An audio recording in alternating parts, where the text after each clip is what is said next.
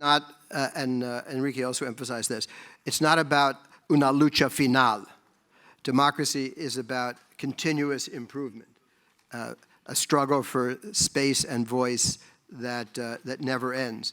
But we do have, as Patricia emphasized, a batería de instrumentos. Batería de instrumentos, institutions that have been built up over the decades, as well as some pieces of paper, but pieces of paper that civil society can make real. And one of those, as has been referred to repeatedly already, is the Lima Declaration, the Lima Commitment, Democratic Governance Against Corruption. I might mention, by the way, that this document, unlike in previous years at summits, the final documents were signed by all the participating governments. Sometimes one or two governments took exceptions, but all the other governments signed on. But by the time we got to Lima in 2018, the region was so fragmented that the host did not try to get all countries to sign on, actually. The host simply declared this as the Lima Commitment. It had been negotiated among governments, but it was not actually signed by all governments. So it has a different status. But the Lima Declaration was referred to. It's very pertinent to the issues here on this panel. So I'm going to just pose two questions to our panelists to get the conversation rolling, and then I'll open it up to the floor. Some of you have already addressed this, but the Lima Declaration, very detailed in its discussion of corruption and accountability. It advanced a whole series of initiatives. As Marcelo pointed out, maybe half have been implemented or half have not. But I would be interested in hearing, I think we'd all be interested in hearing, from the point of view of the organizations that you are engaged in, which pieces, which paragraphs in the Lima Declaration have been most useful for your work, and what parts of this declaration maybe need a little more work, maybe should be expanded. In fact, even here today, this week in Los Angeles. Who would care to... Enrique? Sí, con mucho gusto. Lo más breve posible. Nosotros en RedLat, esta es una organización, como muchos de ustedes saben, que se fundó en Panamá, dicho sea de paso, hace como 15 años. Y desde un inicio hemos entendido que el gran cáncer que está corroyendo la fibra molar de nuestro país es la corrupción. O sea, hay que trabajar fuertemente en corrupción y entendiendo la corrupción como algo que no es exclusivo del sector público, político, gubernamental, sino que es un flagelo que está por todos lados, está en el sector privado también y está acabando con la fibra moral de nuestras sociedades. Antes de la cumbre de Lima, la RedLat conformó el grupo denominado Foro Ciudadano de las Américas. Eso fue en el año 2017. Allí, con ese foro, pues con esa plataforma, participamos en todo el proceso de cumbres que desembocó en el 2018 en propuestas muy concretas con el tema de la corrupción. A raíz de estos esfuerzos, también hicimos la convocatoria para lo que hoy día existe ya es un observatorio ciudadano de corrupción. Hicimos una convocatoria, salieron, se lo ganaron, creo que son cuántas, cuatro capítulos de Transparencia Internacional en los distintos países, Venezuela, Panamá, no recuerdo los otros dos, Perú. ¿Ah?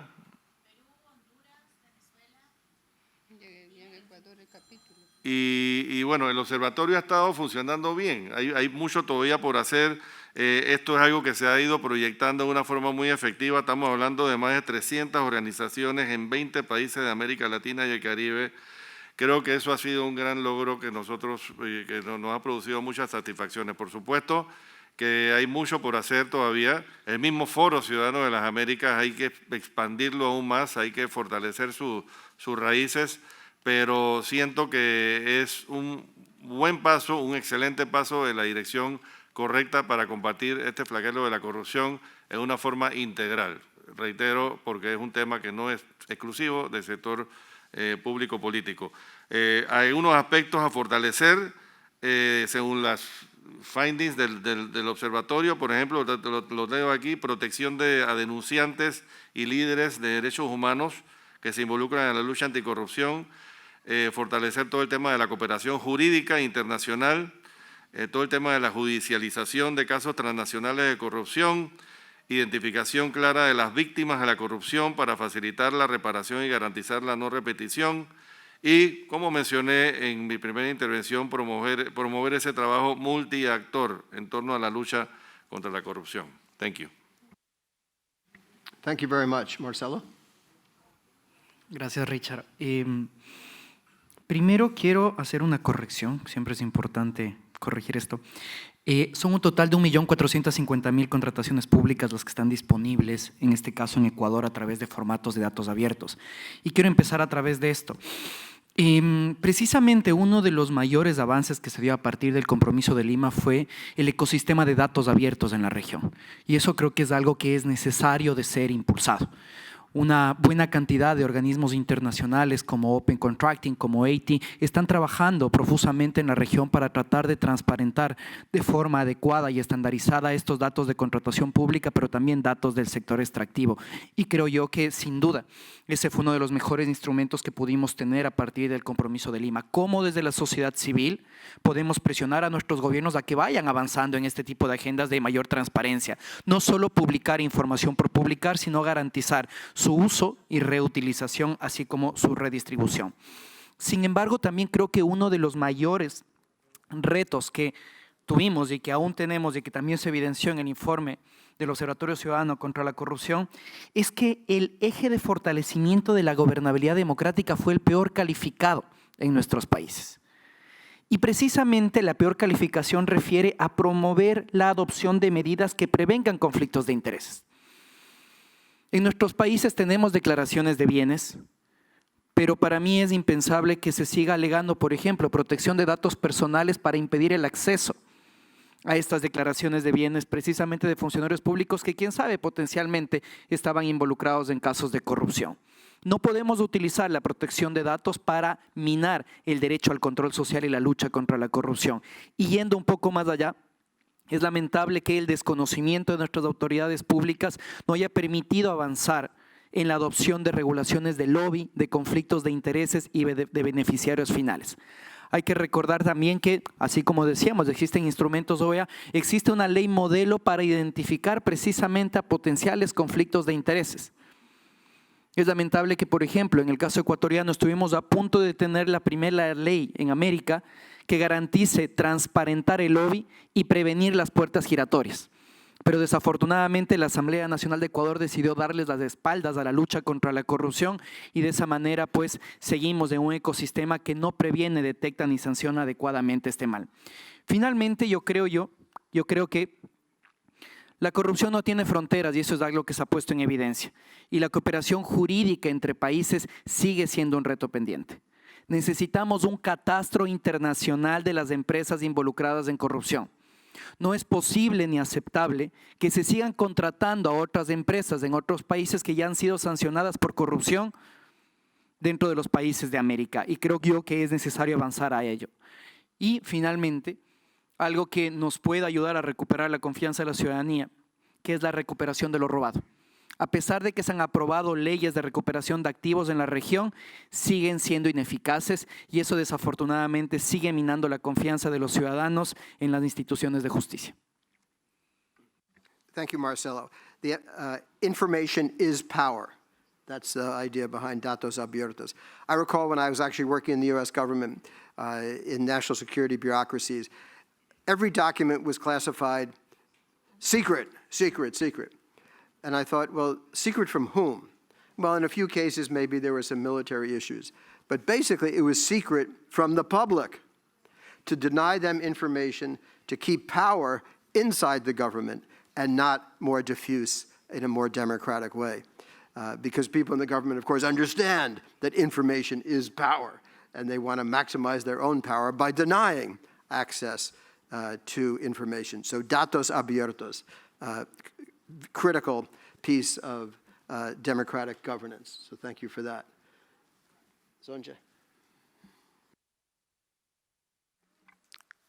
So one of the principles or initiatives that my group, Integrity Group Barbados, would have embraced is number 5, and it says promoting public awareness and citizen participation campaigns for the prevention and participation in the fight against corruption and impunity, and on the tools available to address and combat corruption. And now Integrity Group Barbados would have collaborated with a wide cross-section of groups, ranging from the financial sector, for example, private sector personnel as well, and awareness have been generated through print and social media, as I had mentioned before. But I think that there's still, so in speaking about these initiatives and about government's commitment to democratic accountability, I also want to mention areas and opportunities where civil groups themselves can expand and improve as well.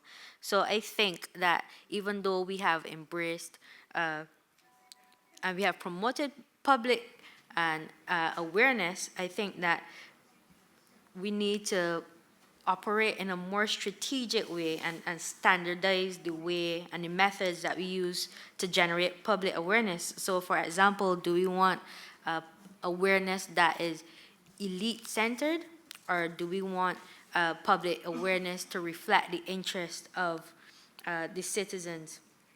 And I also want to mention that although we would have been doing a lot to make sure that persons are informed, it is very difficult and without the correct or adequate legal framework to support these ventures. So for example, in areas where there's no Freedom of Information Act or no freedom of the press, public awareness becomes more difficult. So these things need to work in tandem. So I would like to see a stronger political will, although, as I said, we have been engaging in public awareness, but I still think that there's a room for development and advancement in this area. So it needs to be supported, as mentioned before, by sufficient regulatory framework that will facilitate this. And another initiative that has been embraced was promoting the adoption or strengthening of such legislative measures as are necessary to criminalize acts of corruption and related offenses consistent with the United Nations Convention Against Corruption, the United Nations Convention Against Transnational Organized Crime, and the Inter-American Convention Against Corruption. And I know I would have mentioned just now that there is a deficit where the legal framework is concerned to support certain democratic accountability features, but Integrity Group Barbados, they were advocates for legislative changes and some public sector reform, especially in the area of procurement, which is a major issue in Barbados. There's inadequate framework to monitor procurement. So the group would have met, consulted with the government, and made significant progress in this area.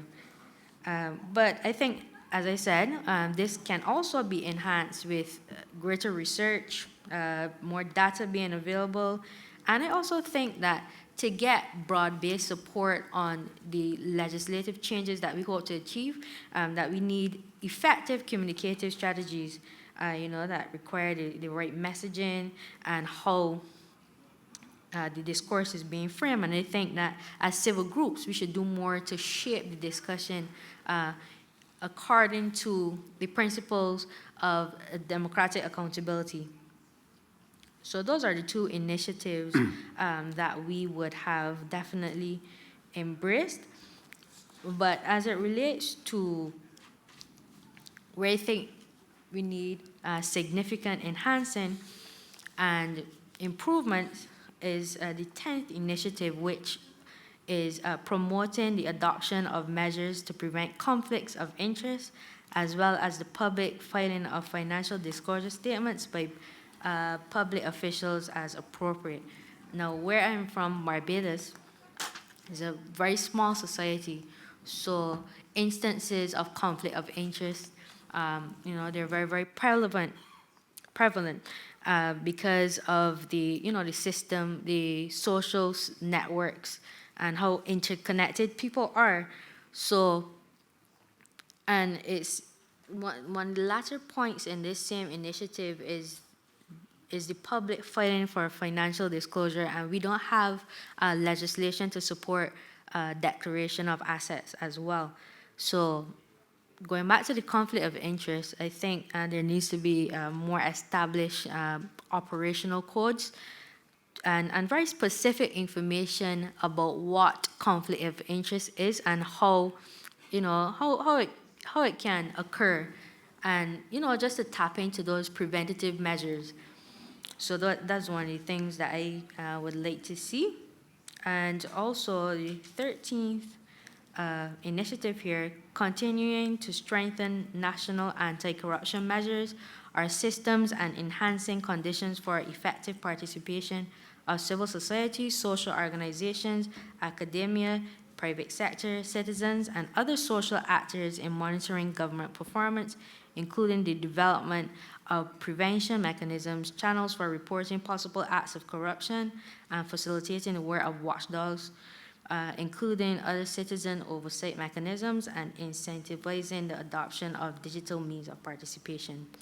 And so this is calling for greater collaboration between civil society and the government. And I think in order for us to do that, we need to redefine the relationships that exist between government and civil society. And although we would want to hold them accountable and be independent, I still think that there needs to be a more cooperation and more of a partnership-based relationship rather than an adversarial one. I think is more productive for more cooperation and constructive dialogue to occur between civil society and the government. Okay, thank you very much. I had posed another question, which is to ask everyone to talk about some of their success stories, but I think you have already woven that into your presentations. So thank you very much. So I think what I would like to do now is to open it up to the audience. Any comments or questions? I would just ask you to keep them brief. So I always like to go to people in the sides first. Yes, over there. Thank you. Do we have microphones here or what? Yes? No? Well, then I get. Remote. Oh, do it? Yes, there we do. Okay, great. She wanted to say something on the first question. Oh, I see. Did I miss you? Oh, I'm sorry. Yes. My fault. Okay. Gracias. Aida Saucedo, de la Asociación Nacional Cívica Femenina, ANCIFEM, de México. ¿Cómo hacerle para que, o qué más hacer para que desde la sociedad civil podamos trabajar cuando el gobierno tiene sistematizada la corrupción, cuando ya él mismo provoca la no transparencia y ocultar los datos de manera oficial? Si no le conviene que la ciudadanía sepa en qué está gastando, lo protege y lo resguarda por 5 o 10 años la información y no tenemos acceso desde la sociedad civil para poder saber en qué gasta el gobierno los recursos que son insuficientes. Muchas gracias. I think what we'll do is I'll take maybe say 3 or 4 questions to start, and then the panelists can decide which questions they prefer to respond to. Okay? Every panelist does not have to respond to every question. You can be selective. A very enthusiastic participant here in the front row.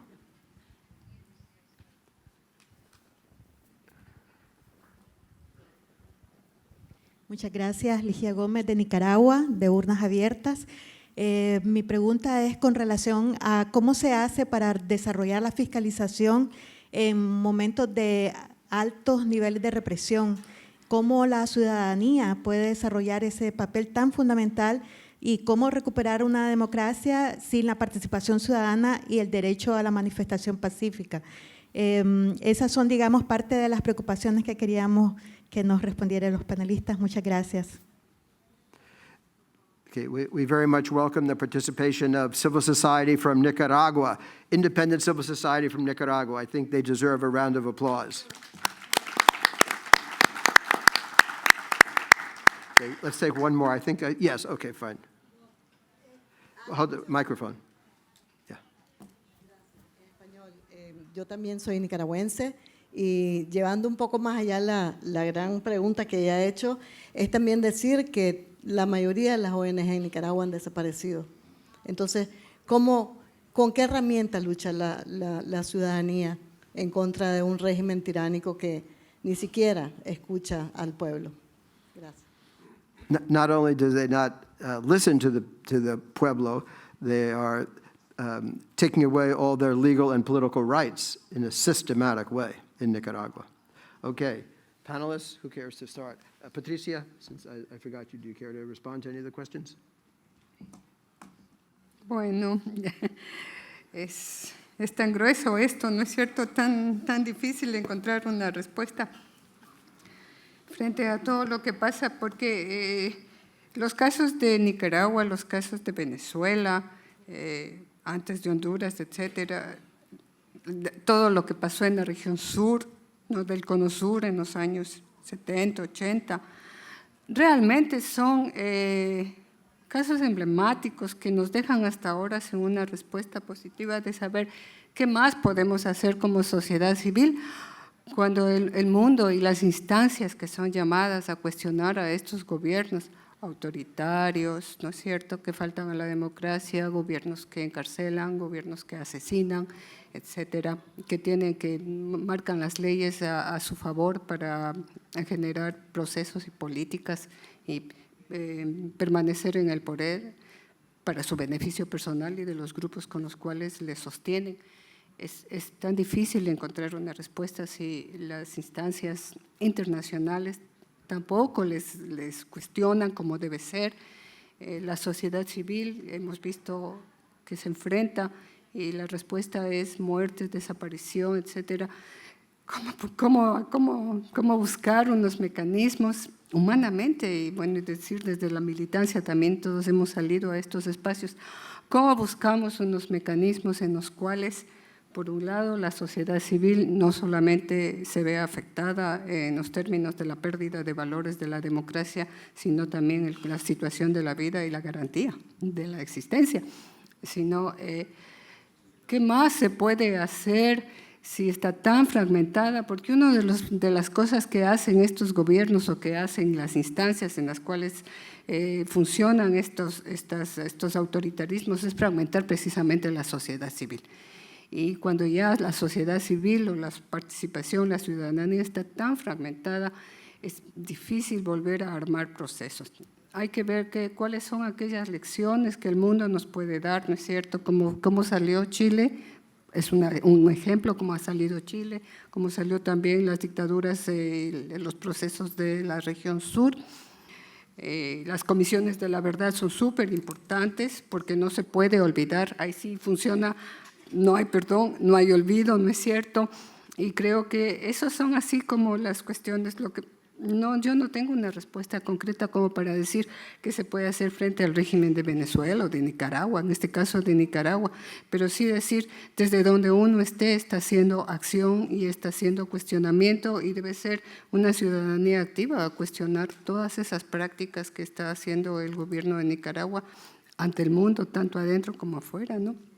No sé, profesor, qué más podría yo decirle en este momento, pero sí hay que tomar los ejemplos de lo que ya se ha vivido y las democracias, gobiernos así que tuvieron su tiempo y cómo volvieron a las democracias, y algunos mecanismos y lecciones que sí nos sirven como para ir generando y reconstruyendo la ciudadanía y el accionar de la sociedad civil. Eso sí, podríamos ver por ahí. Patricia. Do we have any representatives from Chile here, actually, who could inform us about how they managed during the many years of dictatorship to build civil society and eventually restore democracy? Do we have any examples?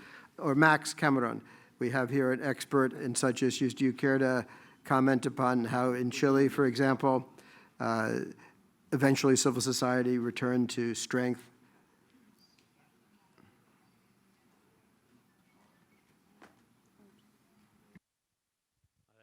Question, but I think that one of the things that we know from political science is that it's very hard to achieve a transition unless there's a division within the regime. And sometimes what you need is unity in the opposition, which can be challenging, that is able to take advantage of divisions within the regime. Until you see cracks in the regime, it's very hard to mobilize a successful transition to democracy. I think so. So Max Cameron, who's an expert in democratic transition, suggested, on the one hand, unity in the opposition, and then find ways to create some divisions to promote the reformers and the pro-democratic elements that might be within government. Did I see a hand over there? Yeah, then Marcelo next. Are we still on this topic, or? All right, Marcelo, you wanted to comment. Go ahead. Sí, una respuesta muy rápida al tema de acceso a la información pública. Yo creo que muchos de nuestros países se han dado por satisfechos con tener leyes de acceso a la información, a pesar de que tienen más de, bueno, ya casi 20 años de vigencia desde que salió la ley modelo de la OEA 1.0. Y creo que se han olvidado que ya existe una ley modelo 2.0 que precisamente trata de evitar la discrecionalidad de las autoridades públicas al momento de entregar información. Creo que es importante insistir en la reforma de estas leyes a nivel regional. Pero tal vez no solo quedarnos ahí, sino utilizar acciones de litigio estratégico. Creo yo que es importante utilizar al Sistema Interamericano de Derechos Humanos para que a través de sus sentencias, así como también de sus opiniones consultivas, puedan influir en este proceso de reforma a nuestros ámbitos normativos de acceso a la información pública y transparencia. Sobre el tema Nicaragua, la situación es realmente preocupante y es lamentable, y esto se está extendiendo en varios países de la región. Estas democracias difusas, desafortunadamente, pues están afectando sin duda al espacio cívico, y pues las esperanzas incluso se están perdiendo en el mismo Sistema Interamericano de Derechos Humanos o en el examen periódico universal de Naciones Unidas. Sin embargo, creo que no hay que perder la esperanza de tratar de acudir a estos sistemas, dejar evidencia sobre cada una de las violaciones de derechos que se están realizando, y también, aprovechando este espacio, hacer un llamado a los países a que se haga respetar la Carta Democrática. Creo que en los últimos años los países han olvidado de esta Carta Democrática que precisamente debería impedir que suceda lo que está sucediendo en países como Nicaragua y sin duda otros más. Sí. Miren, yo digo, igual que Patricia, no hay una respuesta que los va a dejar a ustedes satisfechos, ¿no? Obviamente, yo conozco el caso de Nicaragua perfectamente, es realmente frustrante. Conozco a varios de los presos políticos, como Red Lat los hemos llamado con nombre y apellido, son presos políticos, pero aún así eso no es suficiente. Yo te pudiera decir, hombre, hay que ir a los medios. Claro, depende del nivel de totalitarismo que hay, ¿no? Si el régimen de Daniel Ortega tiene todos los medios controlados, bueno, ahí hay un problema, pero generalmente se resuelve o se comienza a ejercer buena presión a través de los medios de comunicación, a través de las redes sociales, a través de las organizaciones locales que estén en estos temas o internacionales como Red Lat. Como Red Lat constantemente estamos tratando de incidir, pero aún así nada de eso es contra Patricia, que forma parte del Consejo Coordinador. Pienso que es muy importante tratar de hacer causa común con otros sectores. Yo insisto en ese tema. O sea, hay que buscar causa común con el sector privado. No todos los empresarios están solamente pensando en sus bolsillos. Hay empresarios muy conscientes, socialmente hablando, y preocupados. Bueno, son los primeros que les conviene que el país le vaya bien, ¿no? Entonces hay que hacer causa común con otros sectores. Hay que aprovechar el momento de las elecciones. Lo dije también. Y habiendo dicho eso, también quiero recalcar que gran parte del problema de nuestros países es que los pueblos, por decirlo de alguna manera, o sea, la ciudadanía es muy pasiva y hay mucho conformismo.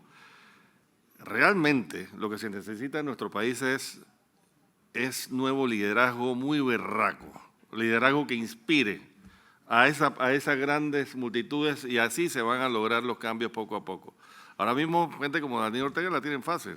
En Nicaragua y en muchos países hay mucha pasividad, también por tanto golpe que han recibido, ¿no? Pero yo creo que por ahí va la cosa. Hay que trabajar mucho en fomento de nuevo liderazgo orientado en principios, basado en valores.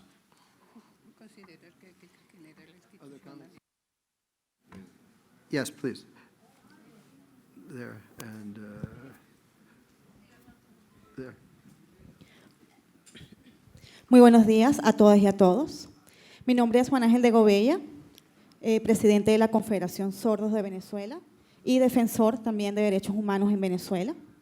Van a escuchar la voz de mi intérprete, pero básicamente mientras oía las ponencias de cada uno de ustedes, hablábamos de la rendición de cuentas y la transparencia necesaria desde los gobiernos hacia la ciudadanía con respecto a la ejecución incluso de presupuestos y lo que hacen los estados. Mi pregunta básicamente va dirigida hacia cómo generamos realmente una información y transparencia accesible, donde las poblaciones con discapacidad, las poblaciones que requieren ciertas adaptaciones, puedan también tener acceso a la información.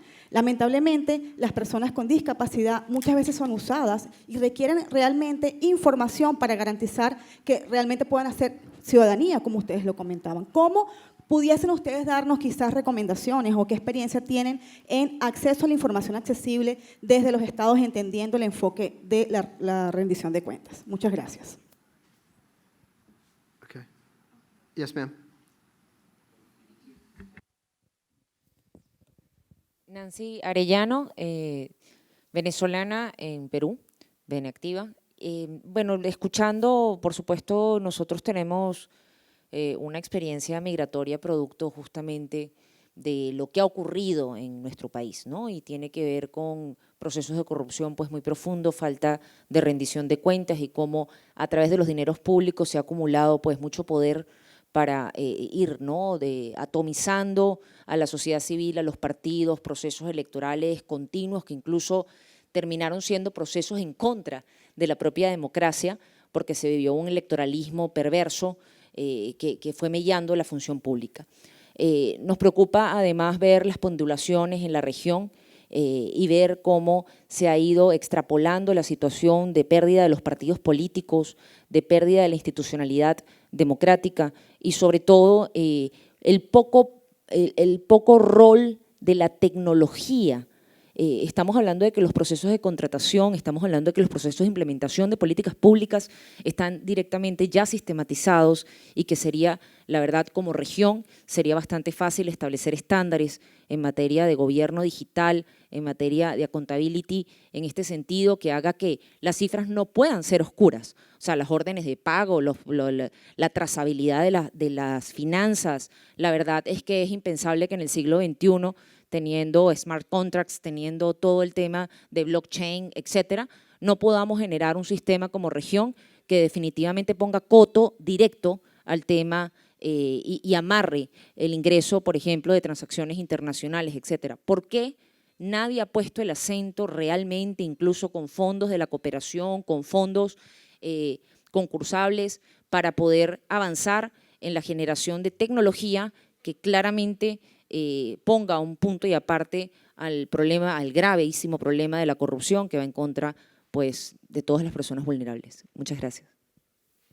One thing we've learned that digitalization, which so far in the summit, more is better is sort of what one hears. But we've learned that with regard to our sets of issues, digitalization is a double-edged sword.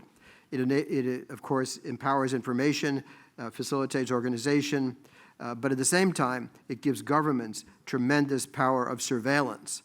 And we've seen this particularly in the cases of the authoritarian states in the region, how governments grab your cell phone, see who you were speaking to, what were you saying, and if they don't like what they see, those are reasons for throwing you in jail. So digitalization, like any technology, can be for good or for bad, depending upon how it's used. Okay, let's see. We'll take a few more rounds of questions before wrapping up. Okay, how about one? Aquí. Two. Okay, and one more. Three. Sir. Okay. Start with her. Start with her. We like all this enthusiasm. This is good. Yeah. Buenos días, un placer. Sofía Santi de Venezuela. Represento la organización Foro Permanente de Juventudes y Bueno, escuché en varias oportunidades en el panel que comentan la importancia de fortalecer a esta nueva generación de relevo y, por supuesto, también es muy importante promover el gobierno abierto, pero sabemos que en países autoritarios como el nuestro eso no es una opción. Entonces, quisiera saber cuál es su posición sobre el fortalecimiento de la juventud como generación de relevo en sistemas autoritarios, considerando que prácticamente es la única alternativa para el cambio de gobierno. Gracias.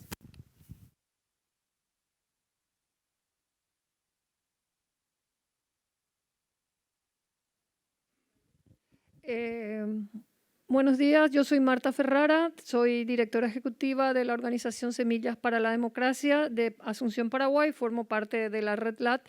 Yo quería hacer una pregunta y va dirigida como que a Marcelo. Conocemos los desafíos, las herramientas que necesitamos para mejorar o para avanzar en términos de transparencia y lucha contra la corrupción, pero ¿cómo hacemos para enfrentar al crimen organizado transnacional hoy en nuestros países?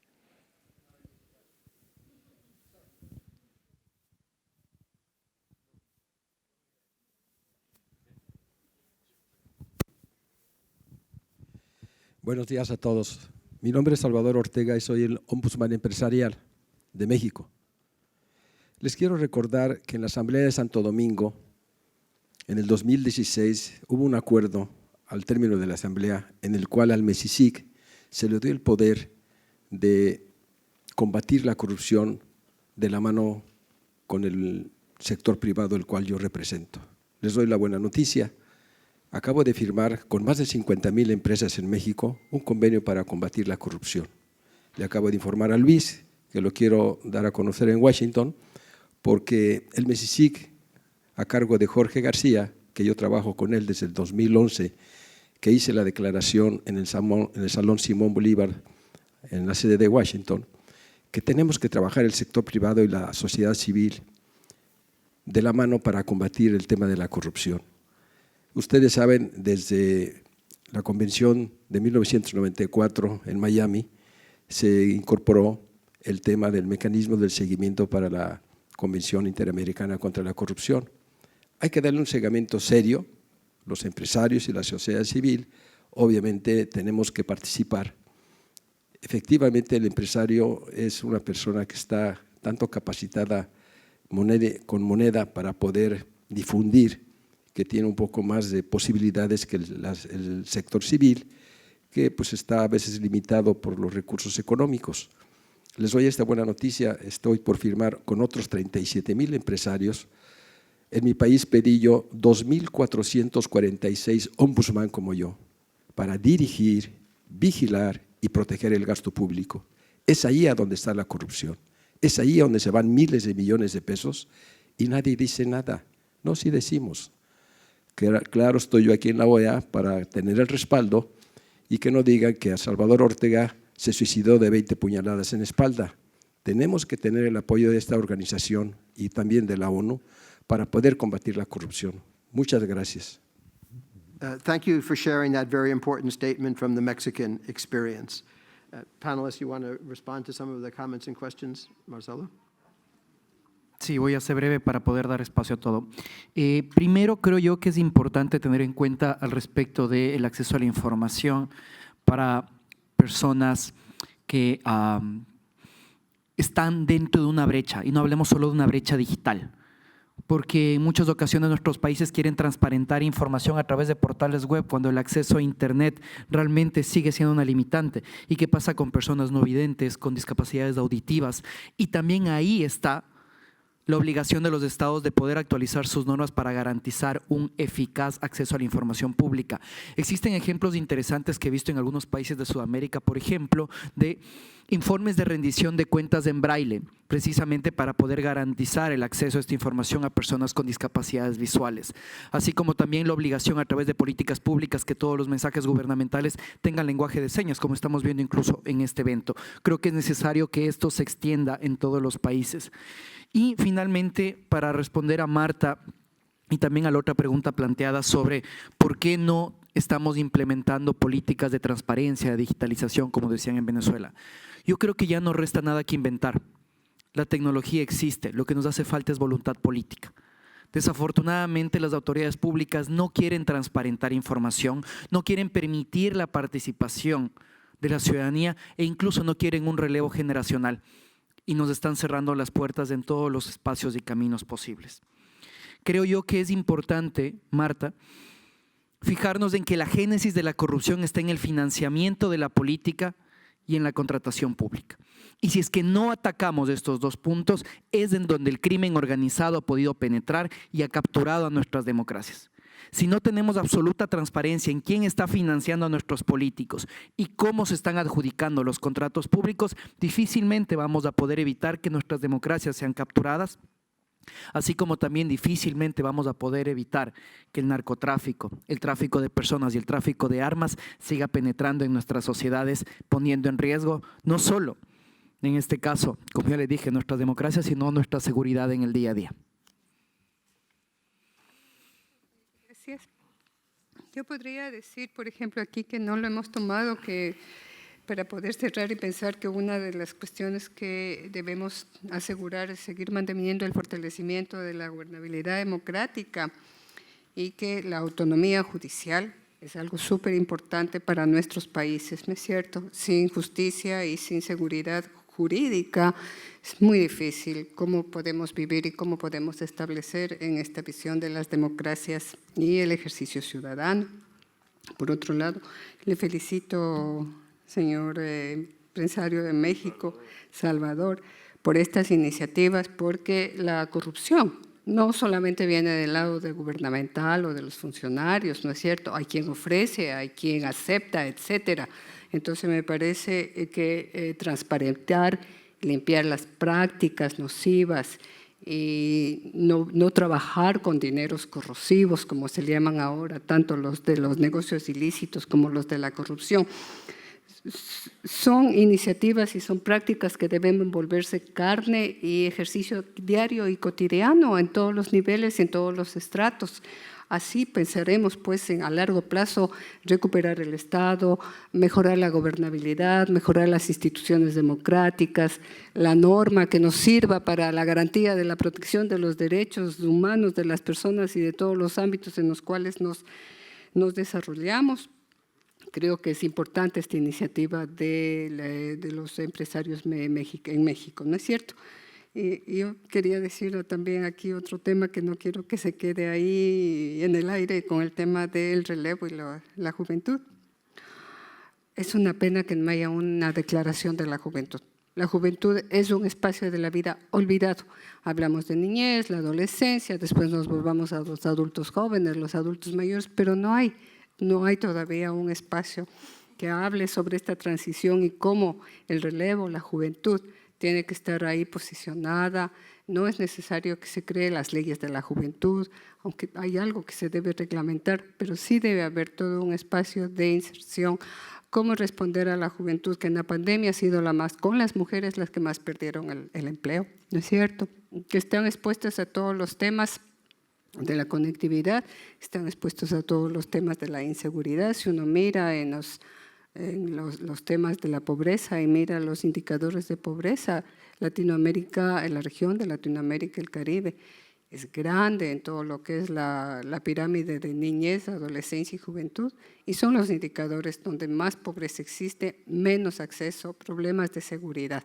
Entonces yo creo que la juventud hay que ponerle un ojito, comenzar a hacer un relevo bien, una transición adecuada y formar, como decía Enrique de Barrio aquí, cuál es el liderazgo activo, pero es un liderazgo que tiene que ser con modelos, no puede ser los modelos de los políticos corruptos que tenemos, que miran el éxito, o sea, la juventud tiene un problema, creo, y es un problema de cómo miramos, ¿no es cierto? El éxito es en las cosas, el éxito tiene que pasar el tema del éxito en tener, fácil como sea, a que sea un éxito para la vida, cómo conseguir, cómo estudiar, cómo profesionalizarse, cómo hacer país, cómo hacer ciudadanía, cómo ser personas de bien. Entonces, por ahí, digamos, la juventud. I want to get one more round of questions. Gracias. So Enrique, and then we'll have one last round. Thank you, Richard. Briefly, primero que todo, reaccionar ante lo que acaba de decir aquí el amigo mexicano Salvador Ortega. ¿Sí? Eso es música para nuestros oídos. O sea, yo, como aquí ya se sabe, pues yo no solamente formo parte también del sector privado, sino que he estado muy activo tanto a nivel local como internacional en el sector privado. If this is the 9th Summit of the Americas, and we are celebrating as of tomorrow night the 4th CEO Forum, that's because the first 5 were organized by us. O sea, los primeros foros del sector privado dentro del marco de las Asambleas Generales de la OEA y de las cumbres los organiza. Cuando digo nosotros me refiero a una organización that I'm sure you're familiar with, se llama el Sector Privado de las Américas. Yo soy uno de los fundadores del Sector Privado de las Américas y de vicepresidente. Lo que pasa es que a partir de la cumbre en Cartagena, ahí entró el BID y lo comenzaron a organizar de otra manera, pero nosotros organizamos los primeros 5 foros del sector privado desde Miami. Entonces ese es un tema sobre el cual yo soy muy sensitivo, ¿no? Y ciertamente, y lo hablamos aquí, la corrupción está por todas partes, muchas veces nace del sector privado. Me interesa mucho saber más de lo que están haciendo. Yo formo parte también de CEAL, que es la Comisión de América Latina, Comisión Empresarial de América Latina, y ahí hay mucho que se puede hacer trabajando en conjunto, sector privado, sociedad civil. En cuanto a ese tema. En cuanto a lo otro, la amiga venezolana, que no recuerdo el nombre, por allá, del sector juvenil. Nosotros queremos ser relevados, no queremos viejos así como Luis Pineda, ya, queremos ser relevados. Yo creo que, y de hecho lo hemos hablado mucho, nosotros tenemos que trabajar para fomentar la participación de la juventud en la Red Latinoamericana y del Caribe para la Democracia, que tenemos representación a nivel de todo el hemisferio, fortalecer el Foro Ciudadano de las Américas hacia aquellos países donde no está todavía, no hay representantes, no hay, como le llamamos, puntos focales, pero también con jóvenes. O sea, los jóvenes son el presente y el futuro, y nosotros estamos totalmente abiertos a eso. Hay muchos jóvenes dentro de la Red LAT, pero queremos que se lo tomen mucho más en serio también. Queremos que empoderarlos total y absolutamente y que asuman ese liderazgo. Thank Sí. you. I will say, as a professor myself, I'm very positive and enthusiastic about younger folks. I see them the best informed of any generation. I see them very active. I see them very engaged, specifically in civil society.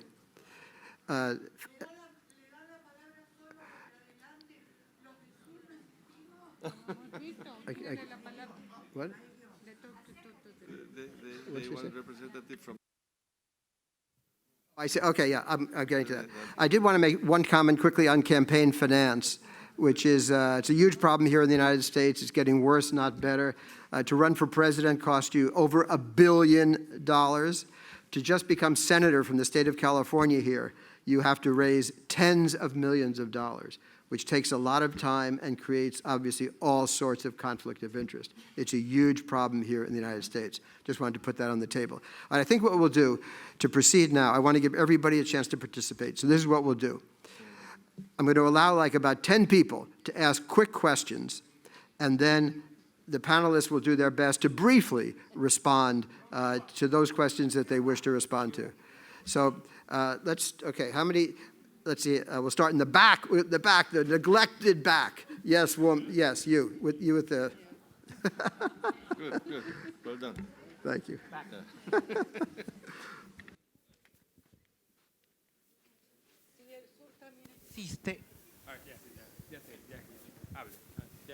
Si el sur también existe, digo, porque solo se están fijando en el norte, lo que está muy próximo. O será un problema de lentes, por ahí hay que enfocar mejor los lentes.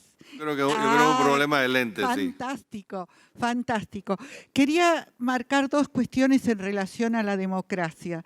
Yo vengo de Argentina, un país que apostó a la memoria, verdad y justicia, y aún hoy en día se están haciendo juicios a los genocidas.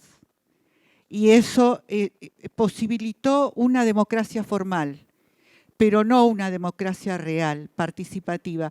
Lamentablemente, con el paso del tiempo, las organizaciones de derechos humanos han sido separadas entre las que son amigas del gobierno de turnos y las que, como la que yo represento, es enemiga de cualquier gobierno de turno, enemiga entre comillas, porque el deber de un defensor de derechos humanos es poner en caja a los excesos de cualquier tipo que mellen la condición humana o su dignidad. Desde ese lugar, la reunión de la Alianza Hemisférica para renomar esta alianza debe ponerse en cuestión, primero que nada, que la democracia, sin el pleno goce de los derechos humanos, no es democracia, no importa cómo la quieran llamar, pero no es democracia. Y por el otro lado, el representante de RLAN habló del déficit de ciudadanía. Estoy más que de acuerdo con eso, es más, adhiero a todas sus palabras, ni que lo hubiera dicho yo. Pero aquí tenemos un problema, el empobrecimiento cultural de nuestros pueblos a partir de los programas neoliberales de economía y cada vez más miseria, más ignorancia, más dependencia. El narcomenudeo en mi país pasó a ser pyme para que familias enteras se sustenten el dinero para la comida diaria con el narcomenudeo. ¿Cómo imponer un Estado de Derecho que proteja la dignidad de las personas, haciendo retroceder al crimen organizado, y por el otro lado darle trabajo digno a las personas, y por el otro lado, y por último, porque si hay algo que no se puede hacer es que lucrar con la necesidad. Mientras que haya necesidades primarias insatisfechas, nadie va a descubrir la llave de la libertad para pensar y elegir con libertad. Gracias. Thank you very much. Yes. I'm going to call on as many people as we can, but I ask, try to keep your comments succinct. Yes.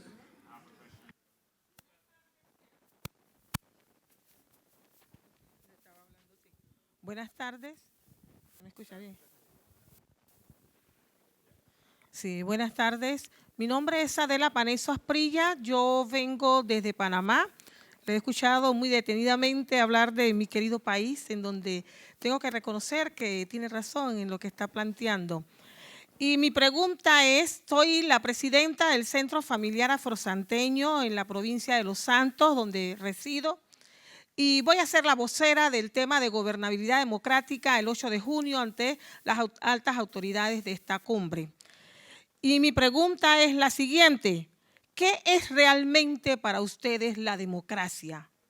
Si nosotros vivimos en países donde prevalece la corrupción, el nepotismo, los conflictos de intereses, donde cada vez más, y con el asunto de la pandemia, nuestras poblaciones se han empobrecido, cada vez más hay más miseria, vivimos en democracias fallidas. Y yo pienso que tenemos que reconfigurar el concepto de democracia y que en ese sentido hubiese sido muy bueno permitir que todos los países participaran en esta 9ª Cumbre de las Américas, porque no podemos excluir, tenemos que incluir, y para llegar a un concepto real de lo que es democracia sería muy importante incluir a todas las partes y a todos los países. Gracias. Thank you very much. The Inter-American Democracy Charter, by the way, the Inter-American Democracy Charter does include a definition of democracy. So we have that document that I would refer you to. Let's see. Sir, back there. Your hand's been up a long time.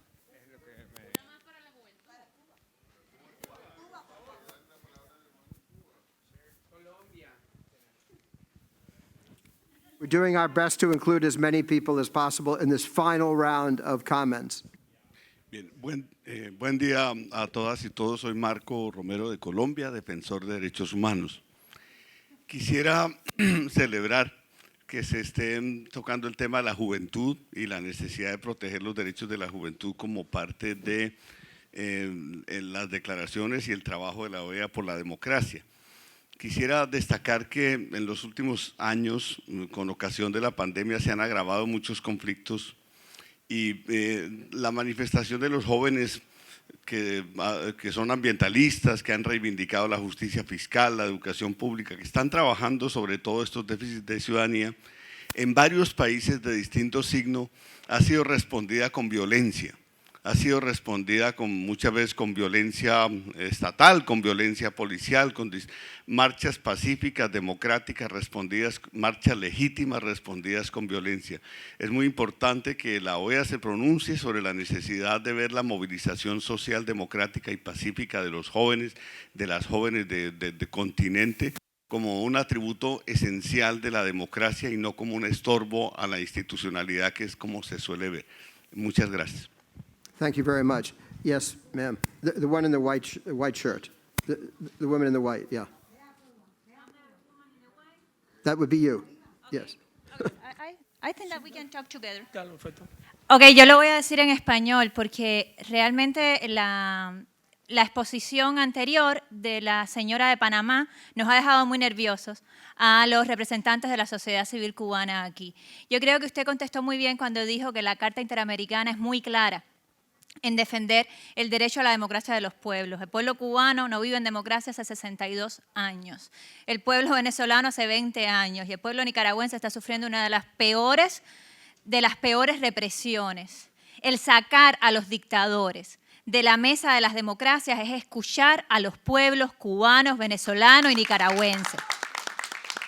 Y nos preocupa mucho la organización de este foro de sociedad civil. No sabemos cómo fueron elegidas las vocerías. Me preocupa mucho una vocería que está defendiendo el derecho de la dictadura a estar en la mesa en lugar del derecho de los pueblos a vivir en democracia. Yo les pido a todos los que están aquí presentes hoy, yo me imagino que todos los que estamos aquí estaremos en la mesa de gobernabilidad democrática. Yo les pido a todos que hablemos de los temas que están haciendo sangrar nuestro hemisferio.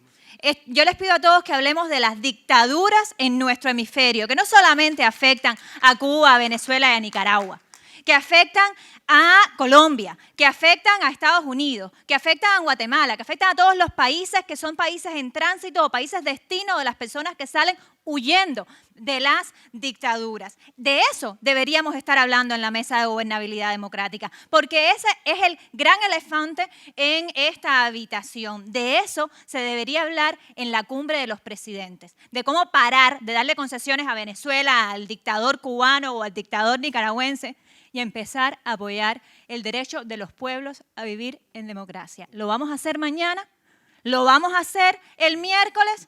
Porque si no lo vamos a hacer, no deberíamos llamarnos sociedad civil independiente. Muchas gracias. Muy bien. Thank you. Thank you for that. Yo hablando de la juventud. So I didn't call on you. I'm sorry. But so you're Yeah, we was all together. just hold. No. We have to keep the microphone moving around. So I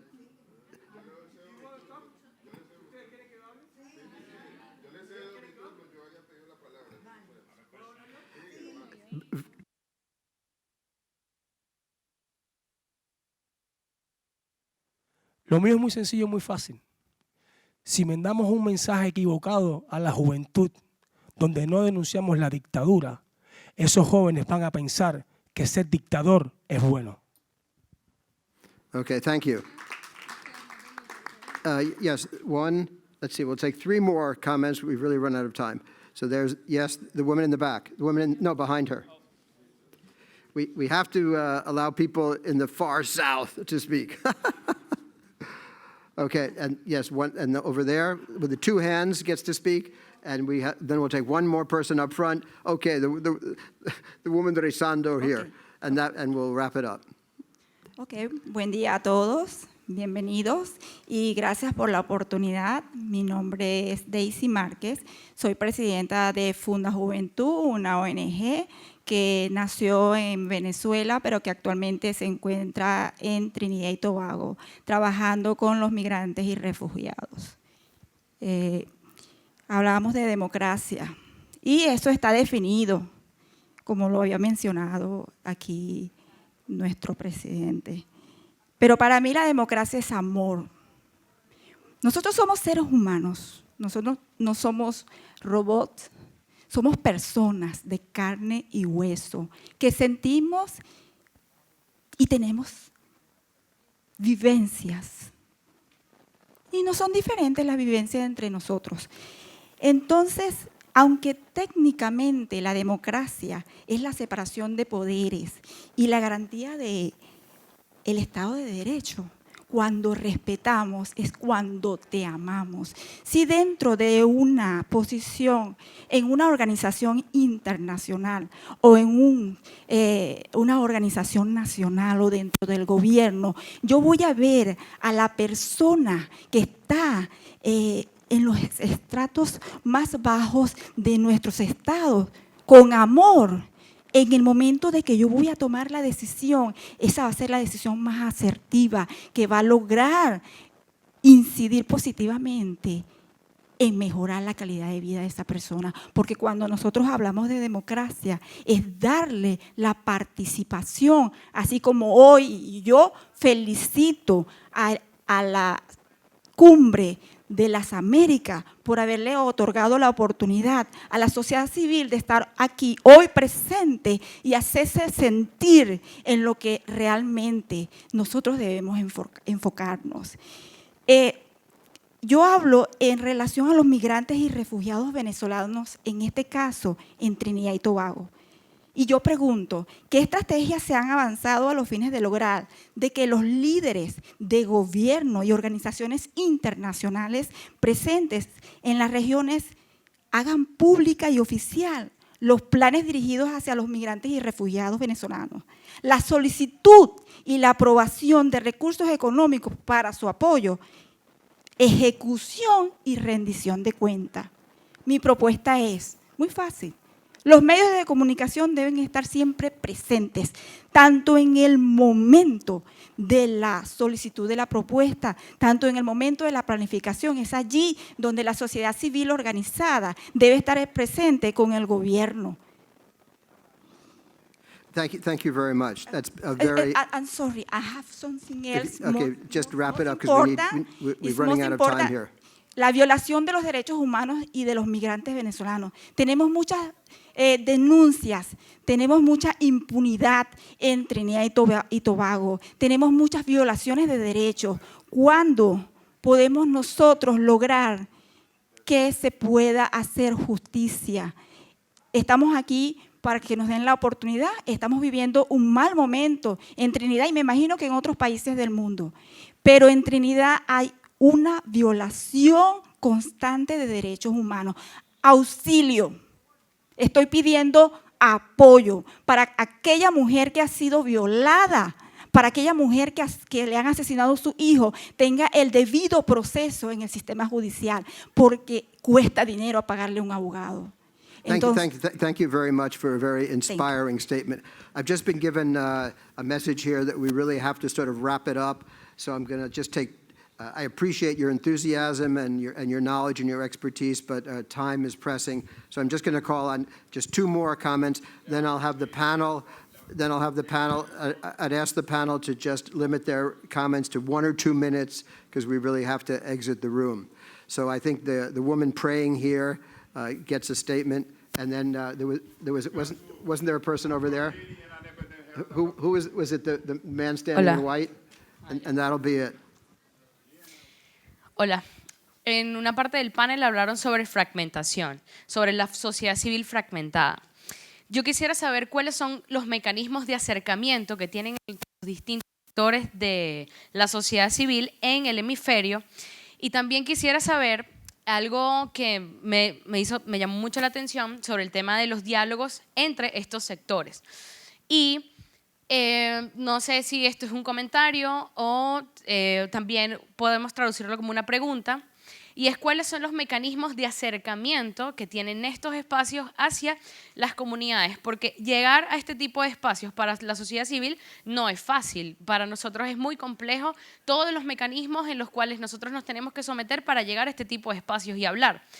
Sin embargo, creo que este tipo de espacios pudiesen generar un mecanismo para acercarse a las comunidades en los países y tener especies de foros y encuentros directamente en los países para escuchar con mayor atención cuáles son los requerimientos de la comunidad. Nosotros, la juventud en Venezuela, hemos generado unos mecanismos en donde nos hemos acercado a grupos de jóvenes que han sido víctimas de la fragmentación política en Venezuela.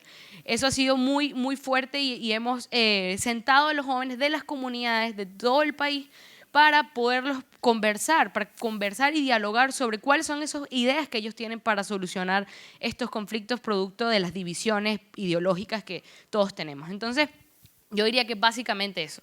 ¿Cuál es los mecanismos para acercar sectores de la sociedad civil del hemisferio y si tendrían mecanismos de acercamiento en las comunidades? Porque es difícil escalar en este tipo de espacios. Thank you very much.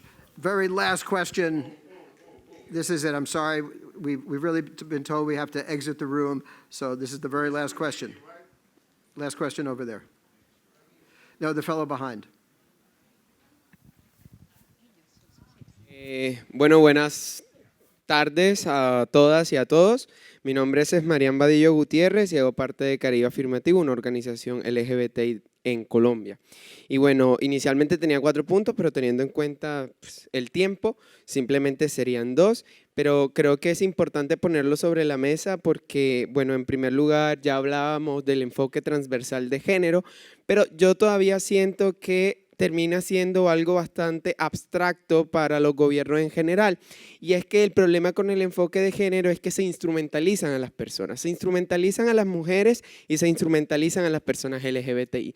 Simplemente somos una lista más, una fotografía, pero realmente no hay garantías de participación para la población LGBTIQ+, ni tampoco la hay para las mujeres. Yo soy la persona como que quien lidera estos procesos desde Caribe Afirmativo. No me quiero extender más, pero realmente eso es un gran reto que tenemos y es cómo entender realmente el enfoque de género de una perspectiva de participación activa y no simplemente el diligenciamiento de una lista cualquiera o una fotografía grupal. Y en segundo lugar, tiene que ver con el privilegio de esa participación. Realmente cuando aplicamos un enfoque diferencial, ¿a qué sectores se está ampliando esa participación? Porque terminan siendo las mismas personas, gays, clase media alta, hombres y género, o terminan siendo las mujeres que también han estado históricamente ocupando esos puestos. Entonces, ¿dónde están las mujeres indígenas? ¿Dónde están las mujeres afro? ¿Dónde están las mujeres trans? ¿Dónde están las personas LGBTI ruralizadas, marginalizadas, pobres y periféricas? Entonces, pues quería ponerlo sobre la mesa porque siento que no se tocó y es fundamental. Gracias. Thanks very much. I appreciate the enthusiasm. I'm sorry that we haven't had the opportunity to give everybody a chance to talk. This is just the first session, however, in the summit process. Summits, like democracies, are never-ending processes. We hope they move forward. We hope that there's correction of mistakes. And that we hope and that the future will be better than the past. I sense so much expertise, so much experience in this room. I only wish we had time for more prolonged back and forth. We'll wrap it up now, asking our 4 panelists to make just very brief remarks because we really have to exit this room, I've been told by the organizers. So Sonjay, if you care to go first, then Marcelo, then Enrique, then Patricia, brief remarks, and then we'll call it a morning. Sonjay.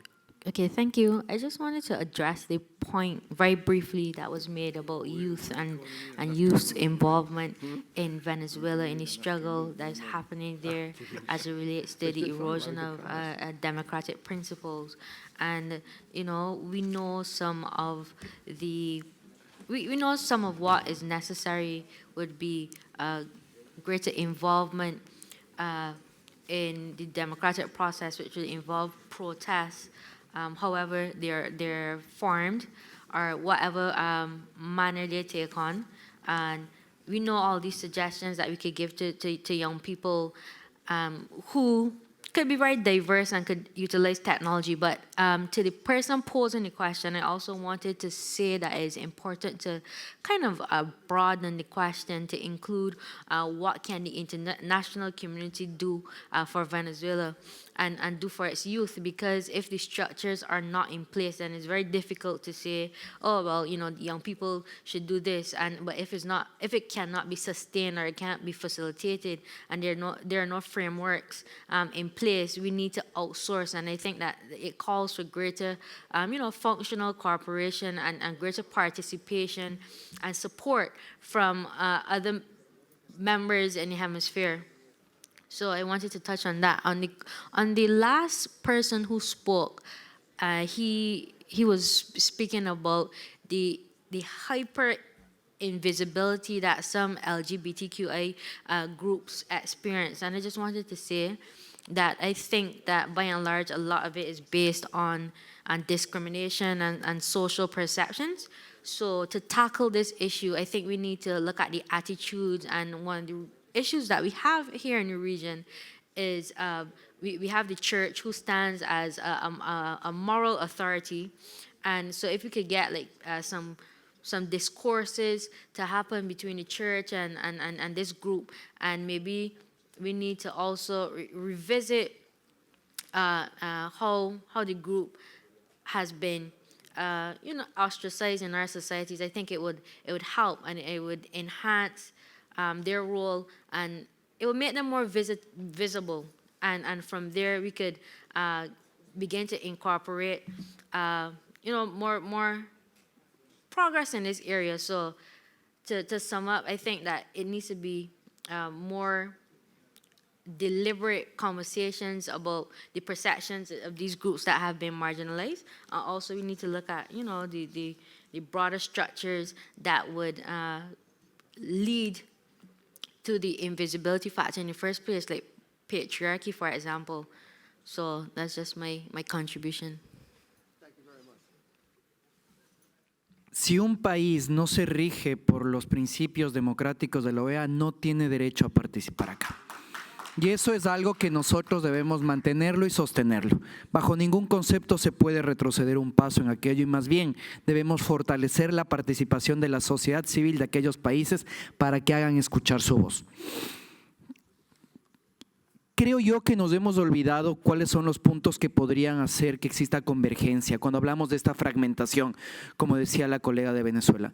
Y nos olvidamos de cuáles son los pilares de la democracia. Y en eso creo que todos debemos coincidir.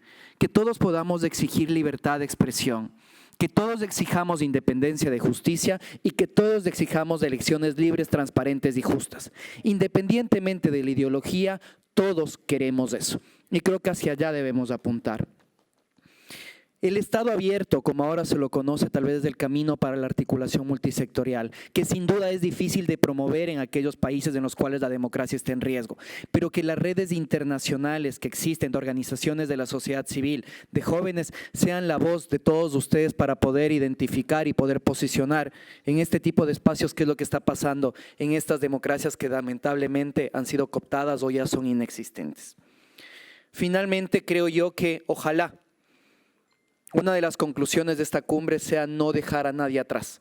Como decía el colega de Colombia, pues no en todos los espacios están participando todo. E incluso creo que este espacio es la muestra de que no todos han podido intervenir. No por el moderador, sin duda, sino que el formato no nos ha ayudado a que todos nos podamos escuchar, pero que sobre todo nos podamos sentar de forma horizontal con los gobiernos y plantearles cuáles son nuestras inquietudes y propuestas. Muchas gracias.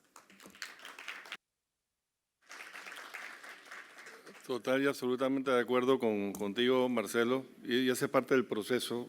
Cuando yo hablaba de la evolución, antes era mucho peor, por lo menos ahora estamos aquí y debemos seguir avanzando. Reaccionando brevemente a algunos de los señalamientos de mis queridas amigas de Venezuela, amigos de Cuba, si hay una red hemisférica de sociedad civil que tiene claramente lo que es el totalitarismo y lo importante que es luchar contra el totalitarismo, y lo ha hecho con firmeza desde su fundación, es la Red Latinoamericana y el Caribe para la Democracia, y ustedes lo saben.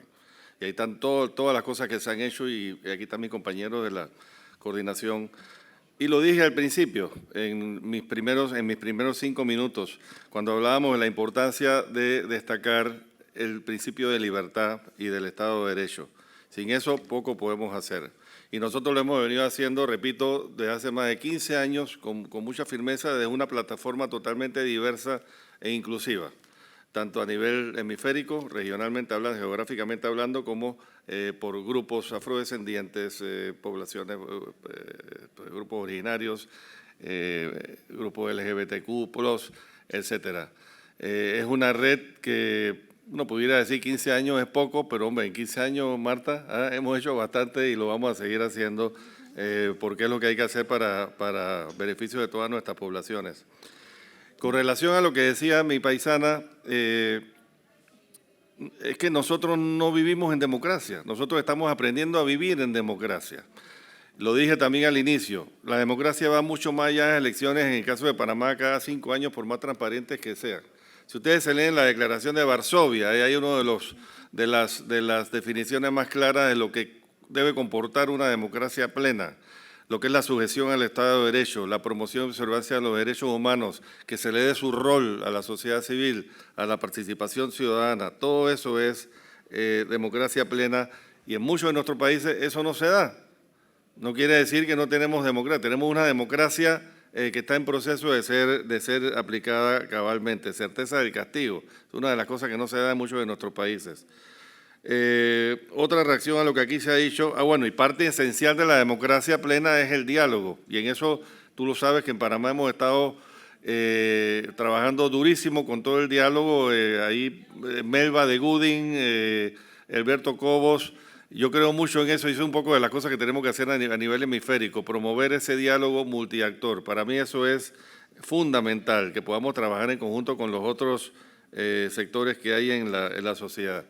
Y la Red LAT también reaccionando a algo que alguien comentó, una joven, creo que fue una joven venezolana, está totalmente abierta.